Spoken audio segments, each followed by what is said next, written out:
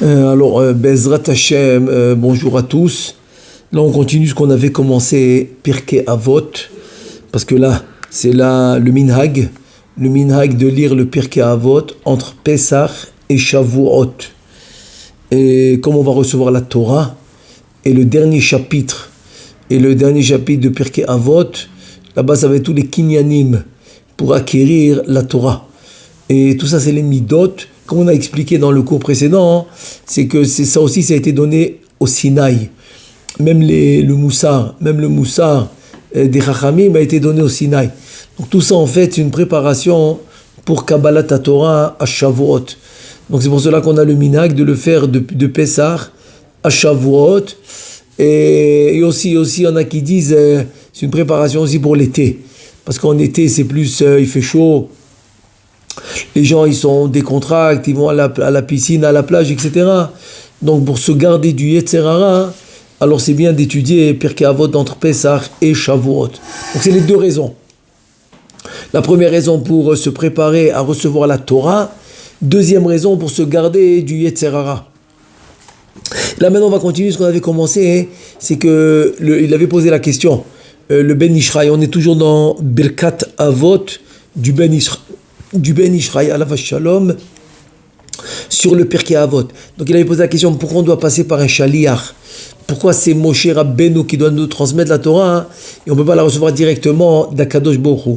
Donc là on passe à la deuxième raison, d'aller déjà à Akadosh Baruch Hu, Natan la Torah les Moshe Rabbeinu, le fait que Akadosh Baruch Hu il est passé par un shaliach, par un messager pour nous transmettre la Torah et que Moshe Rabbeinu lui va l'enseigner au Am Israël. Alors Imken, si c'est ainsi, basé Kol Adorot, Shachara Mimenu Yiru Veyasu. C'est-à-dire que comme ça, on va apprendre de lui. C'est comme ça qu'on va apprendre. C'est-à-dire, sinon, pourquoi on se serait fatigué et on aurait mis des efforts pour enseigner la Torah aux autres? Pourquoi? On peut l'étudier et ça s'arrête là. Non, le fait qu'on a vu que Moshe Rabbeinu l'a reçu d'Akadosh Baruch Hu, il a enseigné au Am Israël, donc ça va nous pousser à nous aussi, que chacun d'entre nous qui a bien étudié la Torah, il pourra à son tour l'enseigner comme Moshe Rabbeinu. Donc il va prendre l'exemple de Moshe Rabbeinu. C'est-à-dire que si maintenant beaucoup de personnes viennent étudier la Torah chez un Rav, alors il te dit le Yakutzbam, le Rav va pas être il va pas être impatient. Il va pas se mettre dans une position qu'il dit ça suffit. Non. Pourquoi? Parce que si Moshe Rabbeinu a pu enseigner à tout le Am Israël, donc lui, même s'il a beaucoup d'élèves, mais c'est pas tout le Am Israël. Donc il pourra apprendre de Moshe et enseigner la Torah à tout celui qui vient. Il pourra aussi il va pas dire, tu sais quoi, je vais me fatiguer. Qu'est-ce que j'ai besoin de me fatiguer pour apprendre à tellement d'élèves? Non, je vais apprendre quelques élèves et c'est bon. Non, on va apprendre de Moshe, d'enseigner au maximum, qu'on va le voir après aussi. Qu'on va le voir après que Anchik et Sekdola, un des conseils qu'il nous conseille à faire, c'est d'enseigner à beaucoup de talmidim. C'est-à-dire d'augmenter les élèves. Il va dire ça me suffit d'enseigner un ou deux. Non, il va apprendre de Moshe qu'il faut enseigner au maximum. Il dit ואתה ילמוד מוסר ממשה רבנו שהוא לבדו קיבל התורה כולה מפי הקדוש ברוך הוא, ואם כן בהכרח אתה צריך לומר שהוא לימדה לכל ישראל. Donc c'est facile d'apprendre de Moshe Rabbeinu parce qu'il est le seul. C'est le seul qui a reçu, on dit Mipi Agvura. Mipi Agvura, c'est-à-dire d'Akadosh Baruch Hu. Donc c'est le seul qui a appris la Torah d'Akadosh Baruch Hu. Et tu es obligé de dire que, comme c'est le seul qui l'a reçu, il est obligé d'enseigner à tout le Am Israël. Donc si lui, il a enseigné à tout le Am Israël, toi aussi tu peux faire des efforts et l'enseigner à un maximum d'élèves. משה רבנו עליו השלום שהוא גם כן בשר וטעם כל כך העמיד אלפים ורבבות תלמידים ולא קץ בהם ואיך יקוץ זולתו אשר לא ייגע בריבוי התלמידים אחד מאלף ממנו. Tu fais même pas un millième de ce qu'il a fait Moshe Rabbeinu. Donc c'est sûr qu'il n'y a pas de place à te plaindre et te dire non, j'ai trop d'élèves, je ne vais pas le faire. Non. Si Moshe Rabbeinu, il l'a fait à des centaines de milliers, c'est sûr que tu peux le faire, un maximum de talmidim, à des dizaines et des dizaines. Donc voilà, c'est la raison. C'est la raison pour laquelle c'est passé par un shaliach, pour qu'on puisse prendre exemple. On prend exemple de Moshe Rabbeinu pour pouvoir enseigner la Torah à un maximum d'élèves. Et donc, s'ils avaient appris la Torah directement d'Akadosh Baruch Hu, donc on n'aurait pas appris ça. On n'aurait pas appris d'enseigner aux autres. Voilà, ça c'est la deuxième raison. Je passe maintenant à la troisième raison pourquoi on doit passer par un shaliach. Et la troisième raison, c'est la suivante. כדי שבזה ממילא יהיו מוכרחים להרבות גדרים וסייגים במצוות התורה והוא כי מאחר שמעיקר המצווה אין להם שכר בעולם הזה. Alors en fait maintenant il te dit écoute, le fait de passer par un shaliach c'est pour augmenter les barrières et pour se mettre des barrières pour ne pas enfreindre, pour ne pas transgresser la Torah. Et là il dit comme ça, il dit parce que on va dire comme ça, la récompense principale de la mitzvah, elle n'est pas dans ce monde. Lama, ki nitna à Torah, elle est déjà liar. Ou Moshe Rabbeinu, im ken ashta me'achar shesachar mitzvot, ba'im aleka. Be'eze zchut yu nizonim, mekablim rov tova ba'olam hazeh. C'est-à-dire que maintenant la question elle se pose. On a dit qu'il y a une halakha, que Akadosh Baruch Hu est obligé de respecter les halakhot de la Torah, dans ce monde, et donc il y a une halakha qui dit que si maintenant on l'avait reçu d'Akadosh Baruch Hu directement, donc il aurait été obligé de nous payer notre salaire dans ce monde. Ça c'est comme quelqu'un maintenant qui va prendre un ouvrier qui va lui demander de faire un travail, donc on va être obligé de le payer s'il a travaillé la journée. On parle d'un ouvrier journalier. Donc s'il a travaillé la journée, on a la nuit pour le payer. S'il a travaillé la nuit, on a la journée pour le payer. Je parle de la nuit qui suit et la journée qui suit, pour le payer. Et si maintenant j'ai envoyé un shaliach pour embaucher l'employé, donc j'ai pas cette obligation. Et c'est ce qui s'est passé. Comme Akadosh Baruch Hu il est passé par un shaliach qui est Moshe, donc Kaviachol, il n'est pas obligé de nous payer dans ce monde la récompense des mitzvot. La question elle se pose. Alors comment on va recevoir toute la tova, toute la bonté que la Torah elle dit que tu vas recevoir? C'est-à-dire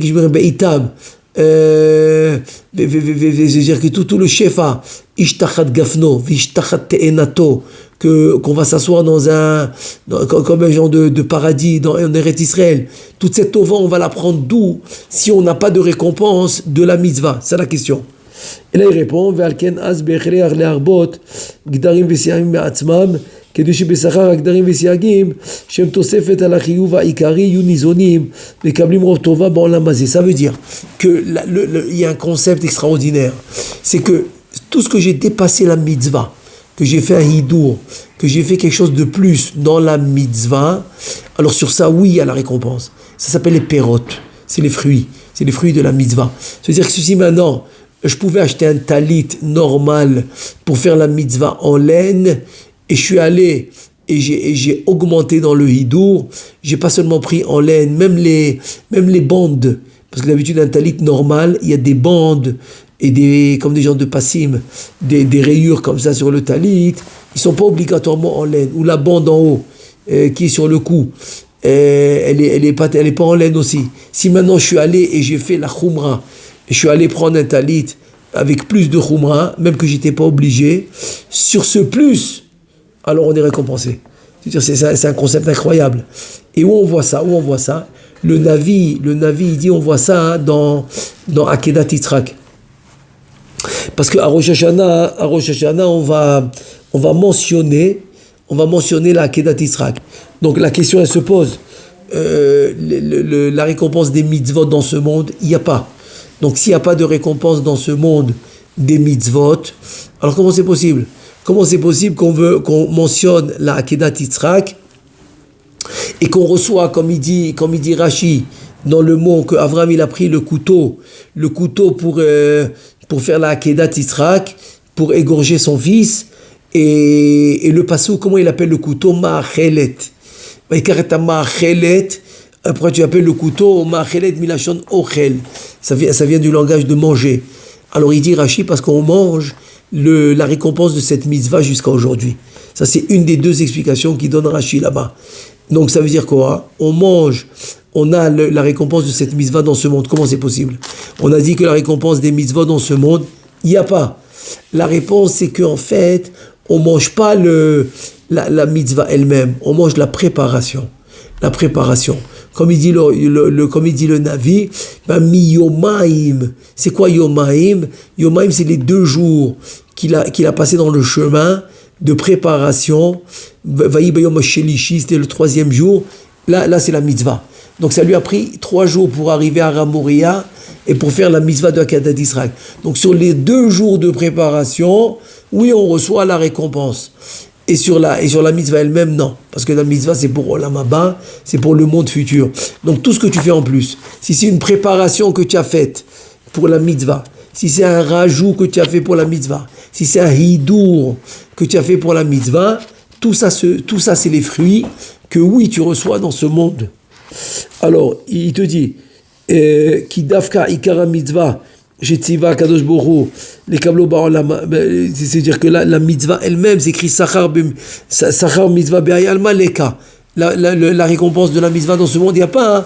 On parle de la mitzvah elle-même, mais les pérotes, les fruits, etc., tout ce qui est autour de la mitzvah, alors dans ce cas-là, ça marche. Dans ce cas-là, on reçoit. Donc c'est pour ça que l'homme, il doit jamais faire exactement la mitzvah au millimètre près. Il doit toujours faire un peu plus, parce que ce plus, c'est ça qui va lui donner la bracha dans ce monde. Ça, c'est le plus de la mitzvah. Par exemple, on lui a dit d'aller faire minyan. Ok, maintenant, s'il va les 10 premiers, alors il a fait un plus. Quand on t'a dit de faire le minyan, on n'a pas dit d'aller parmi les 10 premiers. Ah, tu vas aller plus tôt, tu vas aller parmi les 10 premiers, tu as fait un plus. Ce plus, tu vas recevoir la récompense dans ce monde. On lui a demandé de faire la tfila, il va aller maintenant acheter le meilleur sidour pour avoir la meilleure kavana, etc. Donc tout ça va être un plus. Tout ce plus, on lui a demandé de mettre les tfilines. Il peut prendre le strict kasher. Le strict kasher, non, il va prendre Meouda. Il va aller faire plus. Etc. C'est ainsi de suite. C'est etc. Pour toutes les mitzvot. Pour toutes les mitzvot, c'est comme ça. C'est que tout ce que tu fais en plus, oui, tu reçois la récompense dans ce monde. Mais pour la mitzvah, ça reste pour le monde futur. Et là, il te dit, et donc aussi les barrières que tu vas mettre, et les siyagim aussi que tu vas mettre, c'est les barrières pour garder la mitzvah aussi, vont te donner une récompense dans ce monde. Ça va faire partie des fruits. Parce que les barrières, c'est quelque chose que tu as rajouté. Tu as rajouté toi-même. Et donc maintenant, pourquoi? Parce c'est pas les barrières, c'est pas la mitzvah elle-même. Je donne des exemples de barrières. C'est que par exemple, la Gemara dans Choulin, elle amène un tas de xérot que Chachamim ont fait pour la viande et le lait. Et la Gemara dit, attends, mais c'est xéra. Attends, parce que ce qui est assourd de la Torah, c'est 3 choses. C'est de cuire le lait et la viande. De quelle viande on parle? On parle de la viande de bakar, le menu et le gros bétail. Voilà, c'est cette viande qu'on parle. Pas la volaille, pas ce qu'on appelle la chaya. La chaya, c'est les bêtes sauvages, ou les bêtes dans la nature, comme la gazelle, etc. Il y en a qui sont permises. Cela, c'est comme la volaille. Cela, il n'y a aucun issur de Horaïta. De la Torah, je pourrais prendre un poulet et le cuire avec le lait. De la Torah. Mais Chachamim, ils ont interdit. Et ne pas penser que maintenant, l'interdiction des Chachamim, c'est plus simple que la Torah. Non, pas du tout. La Gemara dans Brachot, elle dit que c'est aussi grave de transgresser les dires de Chachamim. Maintenant, tout ça va s'appeler des barrières. Parce que de la Torah, c'est permis. Et on voit que c'est très grave de transgresser une barrière. Et il te dit, ces barrières que tu vas bien les respecter. Par exemple, Meikaradin, on pourrait faire un lavabo. Si par exemple, on ne va pas laver la vaisselle à l'eau chaude. Si maximum on lave la vaisselle à l'eau tiède, donc on aurait pu faire par exemple un l'évier, un lavabo pour le lait et la viande. Non, on va faire la choumra, donc faire 2 par exemple. Tout ça, c'est des exemples que je donne de guéder, de barrières que l'homme y fait. Sur ça, oui. sur ça, oui, il reçoit la récompense. Et ça qu'il nous dit ici. Et là, אפשר לנו לתבוע שכרם בעולם הזה, ואף על פי שאינו נצחי. כי דווקא בעיקר המצווה שיצאה מפי הגבורה, יש לומר טעם זה. כמו שהמצווה נצחית, כן שכרה צריך להיות נצחי. Ça veut dire que quoi? Que c'est quoi la raison pour laquelle je ne peux pas demander la récompense de la mitzvah dans ce monde? Parce que la mitzvah c'est éternel. Donc je ne peux pas recevoir une récompense éternelle dans un monde qui a une fin, dans un monde qui n'est pas éternel. Et te dit tout ça, tu peux le dire sur la mitzvah, pas sur le rajout de la mitzvah, pas sur, par exemple, comme il appelle le guéder, c'est la barrière. La barrière, oui, c'est vrai que la barrière aussi, ça fait partie de la mitzvah, mais sur le surplus, tu peux demander la récompense. Un concept extraordinaire, c'est-à-dire ça vaut le coup de rajouter dans la mitzvah, ça vaut le coup de les hadder dans la mitzvah, comme on raconte sur un admour, que le docteur lui a interdit d'aller au mikvé à cause d'une maladie qu'il avait, et jusqu'à qu'il passe, jusqu'à qu'il guérit. Et les chassidim, ils ont su que ça va être très très difficile, parce que depuis qu'il est petit, depuis qu'il est jeune, il n'a jamais manqué un mikvé, et des fois il pouvait aller même 2 fois par jour, et donc c'était très très très difficile pour lui. Les chassidim, ils savaient que c'était difficile, donc qu'est-ce qu'ils ont fait? Ils ont dit pour protéger notre admour, alors on va le garder 24 sur 24, comme ça, s'il va au mikvé, on va lui dire que non, Pikour nefesh, je ne peux pas aller au mikvé. Et voilà que la nuit, il se prépare à aller au mikvé. Donc les chassidim le suivent, il dit, attends, il faut qu'on l'empêche. Et qu'est-ce qu'il voit? Un truc incroyable. Il arrive au mikvé, il se déshabille, il arrive devant le bassin, il rentre pas dans le bassin, il se trompe pas, il fait marche arrière, il va se rhabiller, et il sort du mikvé. Les chassidim, ils n'ont rien compris. Donc, il est venu, il est même pas rentré dans le bassin. Donc on n'avait pas besoin de l'arrêter, puisqu'il n'est pas rentré. On s'est dit, dès qu'il va vouloir rentrer dans le bassin, on l'arrête. Mais il n'est jamais rentré dans le bassin. Alors pourquoi il a fait ça? Donc, Torah hivelilmot anitzarir, la Torah, je dois comprendre. Qu'est-ce qu'ils ont fait? Ils sont allés lui demander, Gvodara, pourquoi tu as fait ça? Qu'est-ce qu'il a répondu? Un truc incroyable. Il a dit, si maintenant, le docteur m'a empêché de faire la mitzvah elle-même, c'est de se tremper, pourquoi je vais m'empêcher à moi de faire la préparation de la mitzvah? Incroyable comme réponse, incroyable. C'est-à-dire qu'il a su distinguer la préparation avec la mitzvah. Donc ça c'est un grand chidouche, très très grand chidouche, que même si je peux pas faire la mitzvah, je peux quand même faire la préparation. C'est comme par exemple, je sais pas moi, si on a un exemple que quelqu'un, je sais pas, il peut pas par exemple faire la Seudat Shabbat, par exemple, parce que à cause de quelque chose, d'une maladie qui doit passer, donc il peut pas. Ça veut pas dire qu'il va pas préparer. Tu comprends, la préparation pour Shabbat, il va quand même la faire. C'est un chidouche. C'est un chidouche. Donc c'est ça le chidouche. Le chidouche, c'est qu'il a quand même fait la préparation, même qu'il peut pas faire la mitzvah. Sur cette préparation, il te dit, tu reçois la récompense dans ce monde. Donc combien l'homme il doit faire attention à la préparation de la mitzvah, parce que ça va lui donner beaucoup de bracha dans ce monde. Et donc on apprend de là que quoi? Qui a l'idée shinitna Torah à l'idée shaliach asher mizena asa sacha mitzvot be'ayal maleka ine mimela nolad venasa od davar acher she'az be'chriach le'arbot be'gdarim ve'siagim kedi shegalu mize sacha be'ayal ma. C'est-à-dire que puisqu'on a reçu la Torah d'un shaliach, qu'on ne peut pas avoir la récompense dans ce monde, mais à travers les barrières et tout le plus, et les préparations de la mitzvah, et le plus que je fais pour la mitzvah, sur ça, oui, il y aura la récompense dans ce monde. Et donc tout ça, on n'aurait pas eu tout ça kaviachol si on avait reçu directement la Torah d'Akadosh Baruch Hu. Parce que c'est-à-dire que la récompense n'aurait pas été éternelle. Comme on a expliqué dans la Gemara. La Gemara, elle dit, c'est sur un aour, le prochain Mishpat. Quand tu vas prendre un employé, ok, tu es obligé de lui donner Beyomo Titen Secharo. Le Harizal était très makpid là-dessus.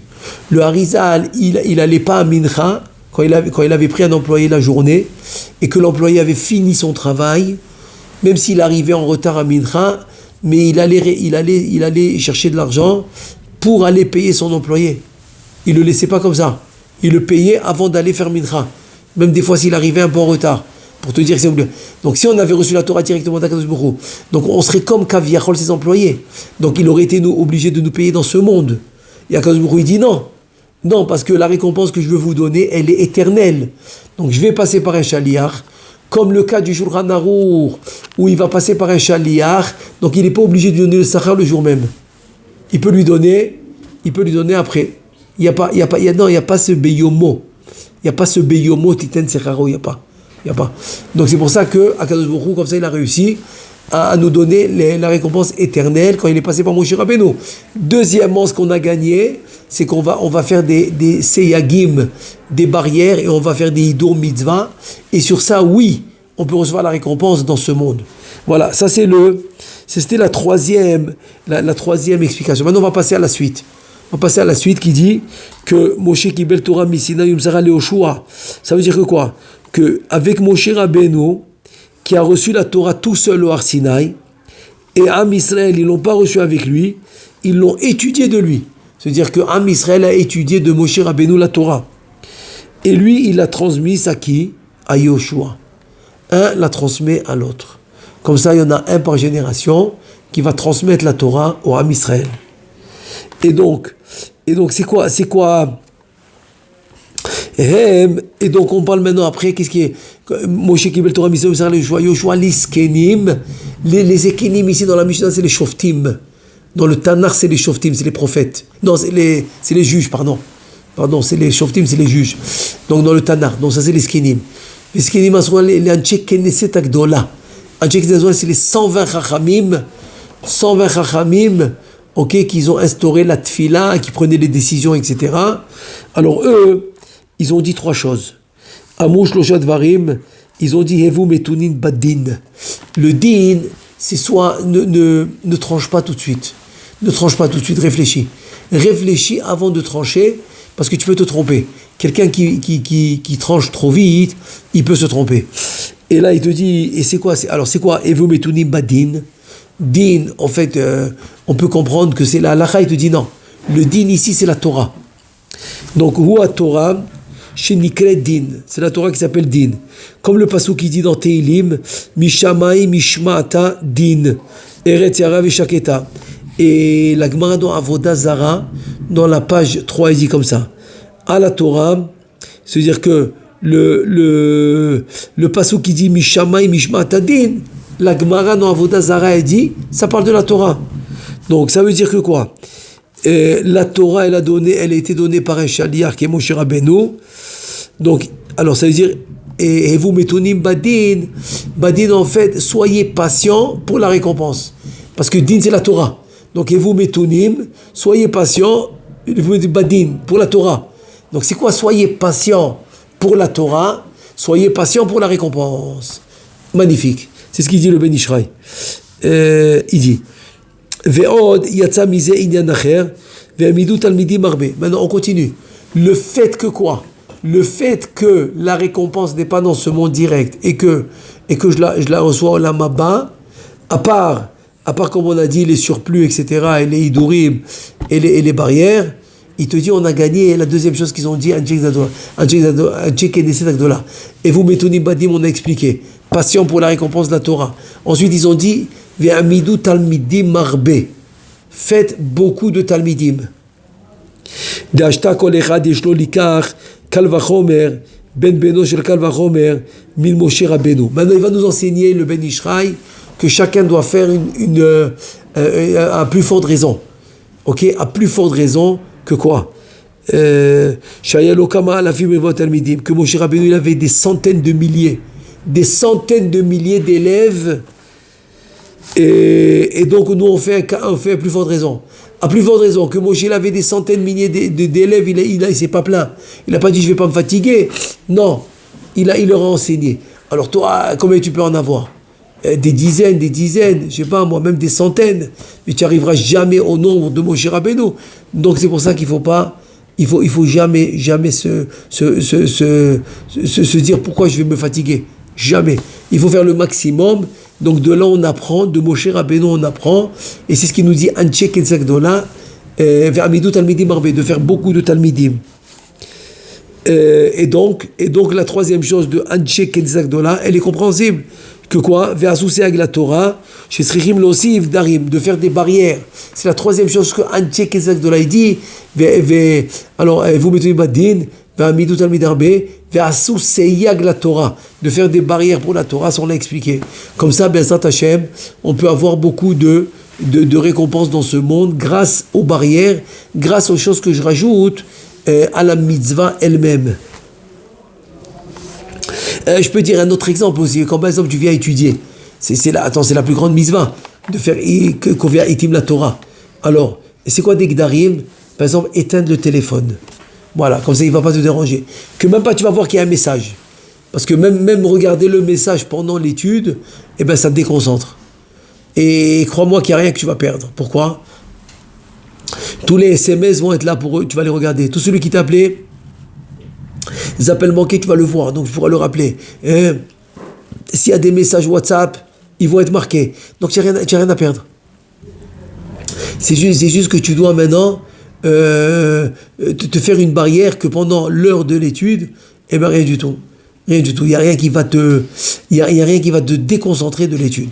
Alors ça devient une barrière que tu vas tout faire. Tu vas tout faire pour ne pas que ça te dérange pendant l'étude. Et là, à ce moment-là, comme il dit, il y aura la bracha. Il y aura la bracha de comme on a dit, le sachar, une récompense dans ce monde. Alors, maintenant il va nous expliquer encore une autre notion, hein, la raison pour laquelle la Torah n'a pas été écrite. Okay, la Torah se passe oralement. Je parle de Torah Shebe Alpé. Torah Shebe Alpé, comme il nous dit le Midrash dans Parashat Tanchuma, dans le 3e chapitre, que le Bérit, le pacte qu'Akadosh Baruch Hu a fait avec nous, c'est la Torah Shebe Alpé. C'est-à-dire c'est le chasse, c'est Shulchan Aruch, c'est Bavli Yerushalmi, je veux dire tout ce qui est Torah Shebe Alpé, c'est aussi le Zohar HaKadosh, etc. Tout ça c'est Torah Shebe Alpé. Il te dit ça n'a pas été écrit. Donc le fait que ça n'a pas été écrit, pourquoi? Parce qu'Akadosh Baruch Hu, qu'est-ce qu'il a vu? Que Am Israël, il va être en galoute, il va être en exil chez les Umot HaOlam, chez les Goïm. וכאשר ישלטו בהם יקרו התורה מידם ויעשו עצמם עיקר ולכן לא נכתבה כל התורה כולה שאז מה שימצאו כתוב לפניהם אינו קיים מקצת וגם זה מקצת הוא סתום ולא הבינו מהומות וכמו שדרשו הרב בבינה לעיתים. Et ça veut dire que quoi, Bina La'itim, il va nous expliquer pourquoi finalement il fallait donner la Torah orale. Alors, il dit comme ça, il dit Asiba asher iskima chormato yitbarel bilti yavo akol meforash bebiur katuv batorah v'amru avotenu. C'est-à-dire, c'est la Gemara dans Gittin. La Gemara dans Gittin dans la page 60, et dit le pasuk qui dit Ertov lo roube torati kemo zal nechshavu. Pourquoi?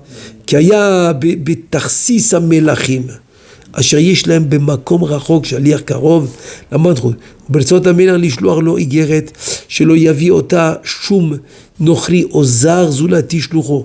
יש גר בין המלך ושלוחו רמזים להבנת האיגרת. C'est-à-dire en deux mots, c'est comme maintenant un messager que le roi il a choisi, il va lui donner une lettre à transmettre, et s'il veut que personne ne prend cette lettre, donc il va faire des remazim, il va faire des signes à son messager qu'il a choisi, que c'est lui qui va amener cette lettre. Et donc, shelo yuchal lavina el hashaliach atzmo al pi haremazim shekvar nemru lo min hamelech ve'etzel kol zulato tiye kesefer khatum. Ça veut dire que quoi? Ça veut dire que finalement très beau mashal. Donc la parabole c'est la suivante, c'est que le roi il va écrire la lettre en code, ça va être des codes, et donc évidemment qu'il va les expliquer au messager, comme ça le messager va transmettre les codes à qui le roi il veut qu'il les transmet, mais tout celui que la lettre va être dans ses mains, il va rien comprendre. Ça c'est le mashal. Il dit c'est quoi le nimshal? Ken ratza itbarar sodo nichnas nichmas, c'est-à-dire il a été caché pour Am Israël seulement. C'est pour ça que la Torah, hein, c'est pas tellement que tu ouvres le livre et c'est facile. Tu as tout compris, non. C'est qu'il faut passer par un Rav, qui va t'enseigner, etc. Parce qu'on peut se tromper facilement. Et parce que pas tout est devant toi. Et aussi, il n'a pas mis tout le sujet au complet dans un seul endroit. Donc il faut connaître plusieurs endroits pour des fois couvrir un seul sujet. Donc ça, il te dit, ça va se faire grâce au fait que la Torah n'est pas écrite d'une manière explicite. Donc maximum, tu auras les 24 livres, et de là, tu dois développer tout le reste. Donc c'est pour ça que tu es obligé d'apprendre d'un maître. Et si tu avais tout écrit clair, d'abord tout le monde l'aurait compris facilement, et dès que Chas v'Shalom, il n'y a pas de livre, alors il ne pourra pas étudier. Et là, c'était pas l'idée. L'idée, c'est justement de transmettre cette Torah Be'alpé. Be'alpé, ça veut dire par cœur, que tu puisses la connaître par cœur. Et pourquoi finalement, oui, on l'a écrit. Ça, c'est au temps de Rabbeinu Kadosh. Rabbi Yehuda Hanassi, il a commencé par la Mishnah. Ensuite, Ravina Veravaché, à la fin des Amoraïm, aussi, ils ont écrit la Gemara. Pourquoi? Là, parce que Rabbi Yehuda Hanassi, il a amené un passouk dans Tehillim. Et la asot l'Hashem et feru Toratecha. Et la asot, c'est un moment. C'est un moment. Un moment est venu pour faire pour Hachem, sinon la Torah va être oubliée. C'est-à-dire, tout ce que je risque d'oublier, je peux l'écrire. C'est pour ça que Chol HaMoed, quand tu fais un chidouche et que tu as peur de l'oublier, tu peux l'écrire. Même si on n'écrit pas Chol HaMoed, ça s'appelle Davar Aved. Donc c'est pour ça qu'on pourra l'écrire. Donc voilà la raison. Voilà la raison pour laquelle la Torah doit être Be'alpé, comme ça, et que tout ce qu'il a écrit, c'est que des codes. Donc comme ça, Béhémet, elle arrivera à celui qui doit arriver, évidemment par transmission de maître à élève jusqu'à Biat HaMashiach, Bezrat Hashem. Donc on s'arrête là aujourd'hui, Bezrat Hashem, on continue la prochaine fois. Baruch Adonai Le'olam, Amen ve'Amen.